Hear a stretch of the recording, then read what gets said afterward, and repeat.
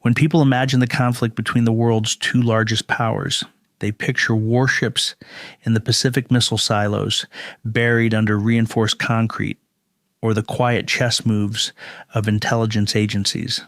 But the most dangerous confrontation between the United States and China isn't happening on the seas and the skies or even in diplomatic backrooms. It is happening inside the balance sheets of central banks' investment portfolios and clearing systems that ordinary citizens never see. It is a currency war, silent, methodical, and far more destabilizing than any military confrontation. On one side stands the United States commanding the most powerful financial weapon ever created, the U.S. dollar, the currency that underpins global trade anchors, reserves, and defines the price of nearly everything the world consumes. On the other stands China, whose rise as an economic superpower has produced not just factories, cities, and industries, but also a colossal accumulation of dollar-denominated assets. Both nations are bound together by a 40-year financial rope. Pull too hard and both fall. Cut it abruptly, and the global economy enters free fall. This is not a story about who wins. This is a story about a system so deeply entrenched that neither side can escape without risking destruction, a system built by mutual benefit, now transforming into mutual vulnerability. You are about to see how this shadow currency war works, why both nations are trapped inside it, and why the battle for monetary power will shape the world far more profoundly than aircraft carriers or hypersonic missiles. When the world emerged from the ashes of World War II, entire continents lay in ruins. Europe was bankrupt. Asia was shattered. Infrastructure factories and currencies had collapsed under the weight of total war. Only one nation possessed the industrial strength, financial stability, and gold reserves capable of rebuilding the global system, the United States. This reality gave Washington unprecedented leverage when 44 nations gathered in 1944 at the Bretton Woods Conference. With quiet confidence and with most of the world dependent on American loans and reconstruction aid, the U.S. designed the world's new monetary architecture around its own currency. The agreement was simple but revolutionary. The U.S. dollar would be pegged to gold at $35 per ounce. All other major currencies would be pegged to the dollar. International trade capital flows and global reserves would revolve around the American financial system. The result was a dollar-centric world, a system where trust in the U.S. economy became synonymous with trust in global stability. For nearly 3 decades, this arrangement functioned flawlessly. Nations accumulated dollars not merely because they wanted to, but because they had to. The dollar was liquid. The dollar was stable. The dollar was unquestioned. But beneath the surface, the foundation was cracking. In the 1960s, U.S. spending surged. The Great Society, the space race, and the Vietnam War forced Washington to print more dollars than its gold reserves could credibly support. Foreign governments, especially France under Charles de Gaulle, began redeeming dollars for gold in massive quantities. Gold drained from Fort Knox. Confidence faltered. And so on August 15, 1971, President Richard Nixon severed the final link between the dollar and gold. Many predicted the end of dollar supremacy. Instead, the opposite happened.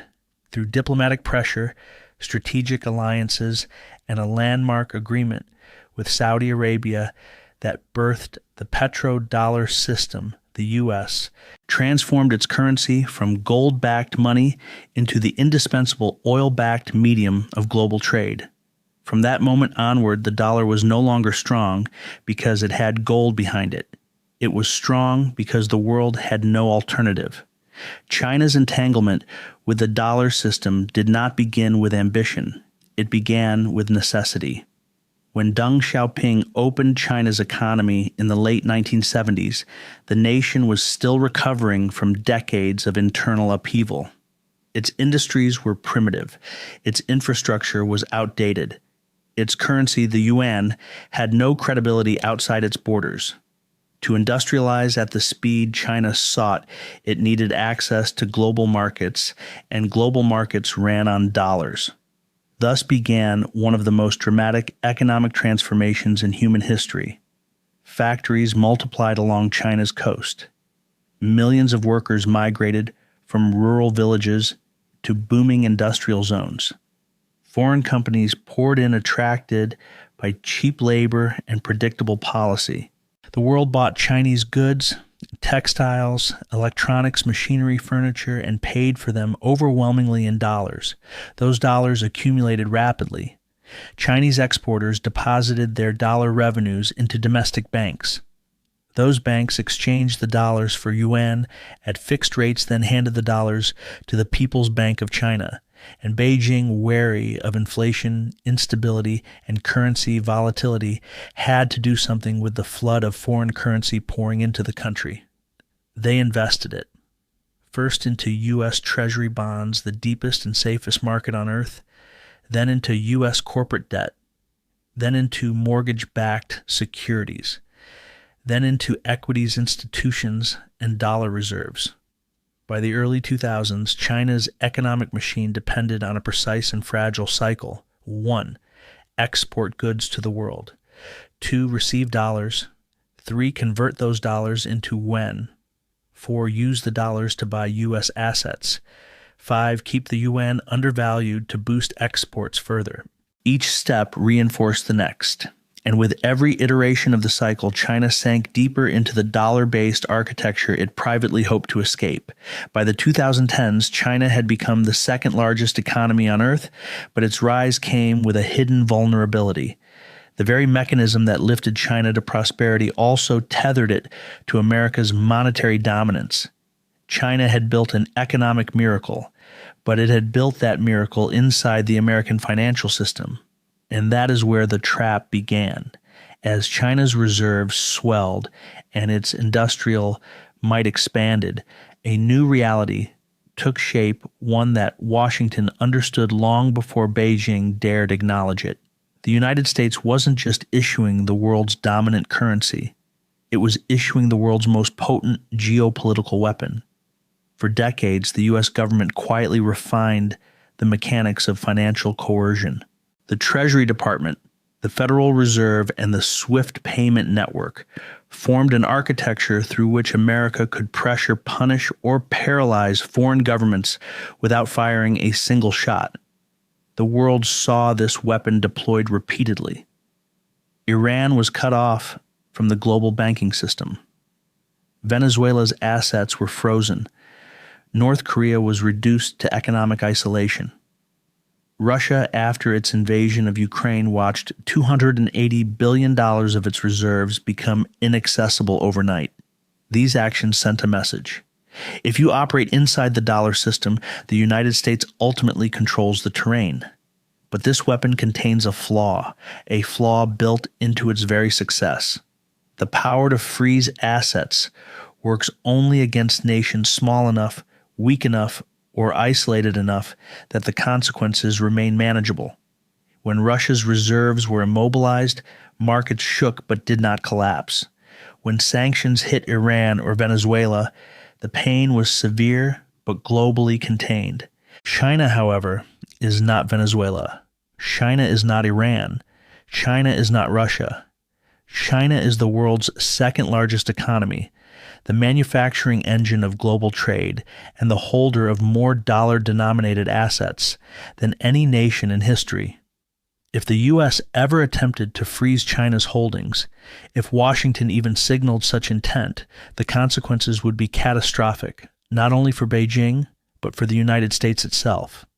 A panic in bond markets, a flight from treasuries, a shock to global credit, a collapse in the very system America uses to project power. This is the paradox of dollar dominance. The United States can weaponize the system precisely because the world depends on it, but China is too deeply embedded in that same system for the weapon to be safely used, and within that paradox, the financial trap begins to take shape. The idea that China could cripple the United States by dumping its dollar assets has become one of the most persistent myths in global finance. It is repeated in newspapers, think tanks, political debates, and television panels as if it were an unquestionable truth, but the reality is far more complex and far more dangerous for China than for the United States. The scenario of China selling off its dollar holdings en masse is not a strategic weapon. It is an economic suicide trigger. If Beijing attempted to unload even a fraction of its U.S. Treasury portfolio at once, the first effect would be immediate turmoil in global bond markets. Prices would fall sharply, yields would soar, and the dollar would depreciate under the weight of forced selling. At first glance, that sounds like a direct blow to Washington, but the impact would boomerang. China still holds trillions in dollar-denominated assets, treasuries, corporate bonds, mortgage securities, and reserves. A plunge in the dollar means a plunge in the value of China's entire holdings. A 20-30% drop in the dollar's strength would instantly erase hundreds of billions of dollars from China's balance sheet, inflicting losses so large that they would shake the foundations of the People's Bank of China itself. Worse still, a collapsing dollar automatically means a strengthening yuan. If the yuan appreciates rapidly, China's export-driven economy, the engine of its growth for 4 decades, would seize up. Chinese goods would become dramatically more expensive for American and European consumers, causing foreign demand to evaporate overnight. The resulting factory closures and unemployment would destabilize regions that are essential to China's political and economic stability. But the deepest wound would come from China's own financial system. Chinese corporations and state-linked entities owe nearly $3 trillion in dollar-denominated debt. A strengthening yuan makes every dollar of that debt harder to repay. Refinancing becomes impossible. Defaults cascade. Banks face insolvency. The central government is forced to intervene with massive bailouts, but those bailouts must be paid in yuan, which fuels inflation and weakens domestic purchasing power. In short, China cannot dump its dollar assets because doing so would ignite a financial collapse that hits Beijing faster, harder, and more violently than it hits Washington. The nuclear option is not pointed at the United States. It is pointed directly at China's own economy. If China cannot collapse the dollar without collapsing itself, then the logical alternative would be to elevate the yuan to turn its own currency into a global safe asset capable of competing with the dollar's dominance. In theory, that would allow China to break free from the dollar architecture entirely. In practice, it reveals the second half of the trap. The yuan is structurally incapable of replacing the dollar under China's current system. For a currency to become a global reserve, it must offer trust, transparency, and unrestricted movement across borders. The yuan offers none of these. China maintains strict capital controls preventing citizens and foreign investors from moving money freely. Its bond markets are large but not liquid. Its financial system is vast but not transparent. And its legal structure enables state intervention at moments when global investors demand neutrality. No central bank in Europe, Asia, or Latin America wants to store reserves in a currency that can be devalued or restricted at the discretion of a single political authority. But the deeper issue lies in China's own economic design. The nation's growth model depends on managing the yuan's value, holding it down, guiding it carefully, ensuring it never appreciates too rapidly. A fully global currency cannot be micromanaged this way. To internationalize the yuan, China would need to open its capital account, liberalize its financial markets, and allow the yuan to float freely. But if China does that, it loses control over the very tools that stabilize its domestic economy. Wealth could leave the country in massive waves. Speculative pressure could force interest rates higher. Real estate, the storehouse of Chinese household wealth, could deflate violently.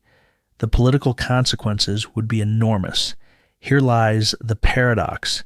To make the yuan, global China must give up control. But giving up control risks destabilizing the economy and the political system that governs it. This is why China is trapped. It cannot dump dollars without breaking itself, and it cannot elevate the yuan without surrendering the mechanisms that preserve internal stability. The two currencies, dollar and yuan, are locked in a structure where each depends on the weaknesses of the other. China is not simply inside the dollar system. It is bound to it even as it dreams of escape. If China cannot strike the dollar directly and cannot elevate the yuan quickly enough, the only remaining strategy is the slow escape, a decades-long restructuring of its economic architecture. This is not a headline strategy. It is not dramatic. It does not spark panic or celebration. It unfolds quietly in policy meetings, trade agreements, and central bank balance sheets. China is not trying to win the currency war tomorrow. China is trying to win it by 2045. The first pillar of this strategy is accumulating real assets, not financial ones.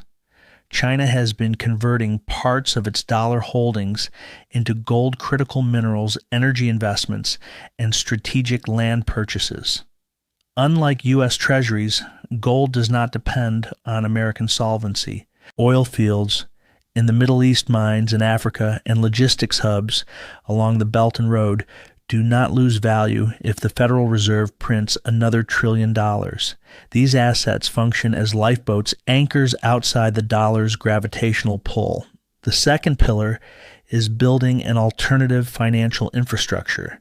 China's cross-border interbank payment system, CPE, is designed to settle transactions in yuan without touching the SWIFT network.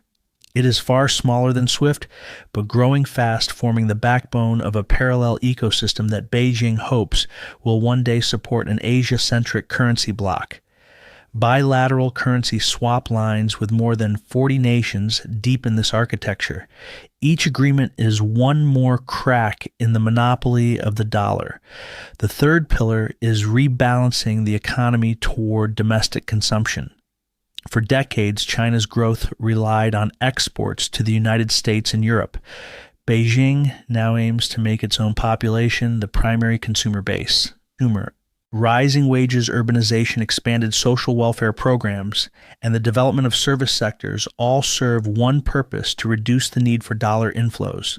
If Chinese households buy more Chinese goods, Beijing needs fewer dollars, and fewer dollars mean less exposure to America's monetary decisions. This transformation is slow, uneven, and full of contradictions. But it is deliberate. China is inching away from a dollar-centric future, not by confrontation, but by quiet engineering of a new financial landscape. Yet even as China pulls away, the United States is drifting into its own storm. While China slowly unwinds its dependence on the dollar, the United States faces a different problem, one created not by foreign adversaries, but by its own political and economic choices. For decades, the U.S. has relied on the extraordinary privilege that comes with issuing the world's reserve currency. That privilege has allowed Washington to borrow cheaply, print aggressively, and spend far beyond what any other nation could sustain. But privilege, when overused, becomes vulnerability. The U.S. national debt has spiraled upward year after year, no matter which political party holds power. Congress debates budgets, but the outcome is always the same: more borrowing. The Federal Reserve, meanwhile, has repeatedly expanded its balance sheet to rescue banks, stabilize markets, or stimulate growth. The world accepts these actions because the world is built on the assumption that the dollar is eternal. Yet beneath that assumption lies an uncomfortable truth. When the United States prints trillions, the first shock is domestic inflation, rising living costs, widening inequality. But the second shock is global nations holding dollars see the value of their reserves slowly erode. Central banks from Asia to Latin America take note. Investors begin asking whether America's fiscal trajectory is sustainable. The dollar remains dominant but not unquestioned. Political polarization adds a new layer of instability. Government shutdown threats, debt ceiling standoffs, and legislative gridlock create the perception that U.S. governance is no longer as reliable as the system requires. The dollar is not just a currency. It is a vote of confidence in American institutions. When those institutions show cracks, confidence weakens quietly but unmistakably. Thus, even without China lifting a finger, the dollar faces challenges from within. The danger is not an attack from abroad. It is a slow fraying of discipline at home. And as the U.S. inches toward fiscal strain, the global monetary order enters a new and uncertain phase. As China slowly loosens its ties to the dollar and the United States increasingly leans on its monetary privilege, the world moves toward a transition that is no longer theoretical. It is inevitable. The question is not if the global financial system will change, but how and at what cost. There are three plausible futures. Scenario 1, the managed multipolar transition. In this optimistic trajectory, the dollar remains dominant but no longer absolute. The yuan gains regional importance in Asia. The euro strengthens in Europe. The Gulf states introduce energy settlement in multiple currencies. Reserves diversify gradually without triggering panic or breaking markets. Capital adjusts, governments coordinate, and no single shock topples the system. This outcome requires wisdom, restraint, and cooperation between Washington and Beijing, a rarity but not impossible. Probability low but not zero. Scenario 2, the crisis trigger.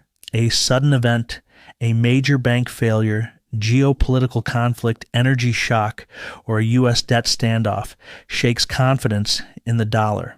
Global investors sell treasuries not because China dumps them, but because fear spreads faster than diplomacy. Nations accelerate diversification. The dollar weakens sharply. China suffers losses, but survives shielded by years of preparation. The global economy enters a turbulent period of resets, defaults, and emergency interventions before stabilizing into a new order. Probability, moderate to high. Scenario 3, the dual collapse. In this darker future, the dollar comes under severe stress before China completes its escape strategy. The United States faces a fiscal crisis. Inflation surges. Treasuries lose their status as the world's safest asset. China, still holding too many dollars, suffers catastrophic losses in parallel. Both nations enter recession simultaneously. The global financial system fractures, forcing countries to form regional blocs, each with its own monetary anchor. No victor emerges, only a world reset by necessity. Probability significant and rising. These three futures differ in timing and severity, but share one truth. The age of unquestioned dollar supremacy is ending, and nothing will replace it cleanly.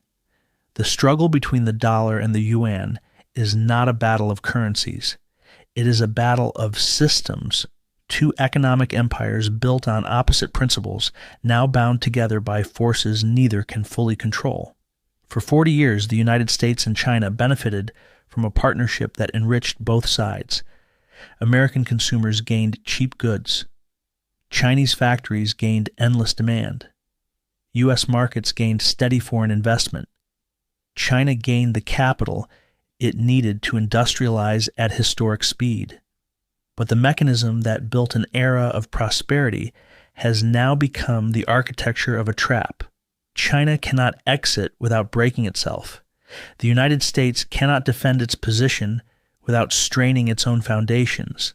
And the world cannot rely on a system whose pillars grow weaker each year. Most people will never see this transition coming.